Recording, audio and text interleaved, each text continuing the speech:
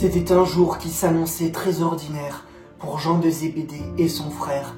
Sur la mer calme du lac de Galilée, rien ne laissait présager que le temps était arrivé à son terme.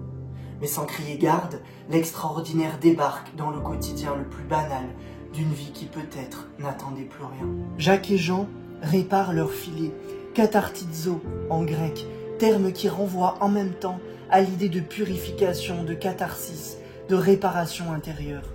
Assis au fond de leur barque, ils rangent patiemment leur âme, ce qui est la meilleure façon de languir l'appel du Christ. Que sait-on de Jean de Zébédée? Peut-être bien moins qu'on ne le pense. On entend souvent qu'il serait le disciple bien-aimé, qu'il aurait écrit le 4e évangile, l'Apocalypse. Peut-être bien au contraire, que ce pêcheur de Galilée n'a rien à voir avec ce disciple bien-aimé qui est à l'inverse judéen, qui d'après son évangile semble mal connaître le lac et ses environs. Peut-être que le fils de Zébédée dans sa barque n'a rien à voir avec ce disciple bien-aimé qui a ses entrées auprès du grand prêtre en personne et qui s'en sert pour laisser entrer Simon-Pierre dans la cour, le soir de la Passion, où tout le monde remarque l'accent galiléen de l'apôtre. Peut-être que l'identité de Jean de Zébédée nous est bien moins connue qu'on ne se l'imagine. Jean, sa vie, sa relation à Dieu n'est pas au fond de sa tête, ni dans sa biographie ou dans sa place sociale. Ce qu'il est un mystère dans l'écrin du cœur de Dieu. Qui nous sommes au plus profond de notre âme se cache dans l'ombre du Dieu trinitaire.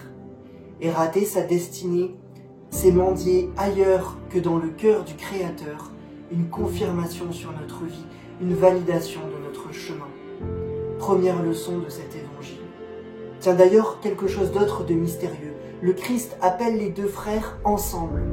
Dans notre mentalité moderne, individualiste, où les vocations sont des expériences solitaires, qu'il est fréquent d'oublier que Dieu nous appelle souvent à plusieurs, en équipe, parce que, et c'est la deuxième leçon de cet évangile, le secret spirituel de notre vie, le mystère de notre être, nous est aussi révélé à travers la médiation d'un autre.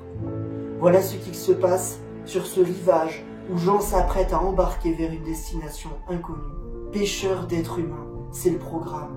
Sa patience de pêcheur va se transformer en une patience pour le royaume. En réalité, cette histoire est à moitié une parabole, et c'est la troisième leçon de cet évangile. Si nous laissons Dieu écrire chacune de nos journées, si nous le laissons même écrire notre vie tout entière de sa propre main, alors chaque événement, notre travail, notre métier, nos rencontres, tout aura un sens symbolique et spirituel. Rien ne nous arrive parce que c'est comme ça. Tout prend son sens dans le cœur de Dieu qui nous susurre à l'oreille que ta vie soit belle comme une parabole qui finit bien. Amen.